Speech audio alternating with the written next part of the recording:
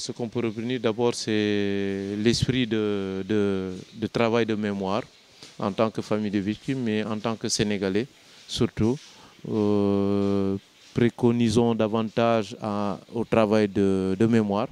Et c'est ce qui justifie justement la préparation donc, du 16e anniversaire du naufrage du Joola, qui sera commémoré ici à Ziguinchor, à Dakar, un peu partout au Sénégal et à l'extérieur, pour vraiment encore ne pas oublier un travail de mémoire, pour ne pas oublier nos victimes, prier surtout, parce que nous leur devons surtout ça.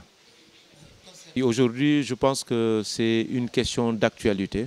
Si vous allez au niveau de la place des naufragés, vous allez vous apercevoir des travaux de démolition que la mairie est en train d'exécuter, justement pour... Alors, cette question nous préoccupe, nous d'abord en tant que Casamancé, parce que moi-même ici, on avait tenu une réunion ici avec le gouverneur concernant l'extension du port, et à l'époque, on avait tenu compte de cet aspect qui consiste à agrandir le port. Malheureusement, je dirais que cette alerte que nous avons faite à l'époque pour dire qu'il faudrait tenir compte de cet aspect n'a pas été suivie de près par les différents services. Force est de reconnaître aujourd'hui que nous, on a avancé sur le dossier du mémorial et que pour ce lieu, ça même sacré, je dirais, pour en tout cas mettre en exergue donc ce drame, on ne pourra plus reculer parce que ça symbolise tout un drame.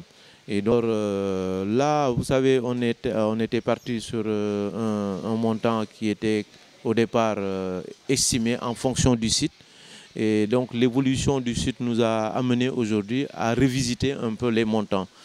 Jusqu'à l'heure où je vous parle, on ne pourra pas donner les montants parce que le site nouveau qui est la place des naufragés mérite à ce que certaines études soient faites approfondies pour qu'on essaie de peaufiner en tout cas le budget en tant que tel. Mais on peut s'attendre bon an, mal an à quand même, je dirais, minimum 3 à 4 milliards pour un site pour le mémorial. Si nous sommes toujours, vous savez, nous nous accrochons sur nos revendications propres, c'est toujours des questions d'actualité, parce que c'est encore vraiment pour une question de dignité humaine. Souvent, hier même, une famille me dit, je ne peux rien faire si je ne vois pas quelque chose de matérialisé par rapport au corps de disparu. Et donc la question de renflouement est toujours d'actualité. Je pense qu'on ne peut pas, en tout cas en tant que musulman, en tant que croyant, quand même ne laisser en rade cette question. Et c'est une question fondamentale en tant que famille de victimes.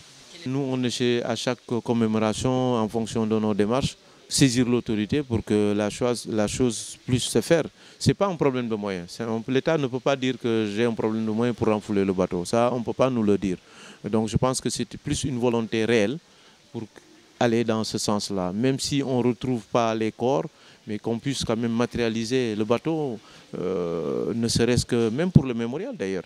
Parce que j'ai vu à Ground Zero, à New York, certains vestiges même des deux tours exposés dans le cadre du musée. Donc c'est une raison encore une plus de renflouer et de prendre certains vestiges donc, du bateau et de l'exposer, pourquoi pas, au niveau du Mémorial Musée. Ah, voilà. Nous avons constaté d'année en année qu'il y a une sorte de léthargie, je dirais, au sein même des populations, parce que le sens que nous voulons donner aux commémorations, c'est davantage alerter l'opinion sur les dangers qui nous guettent.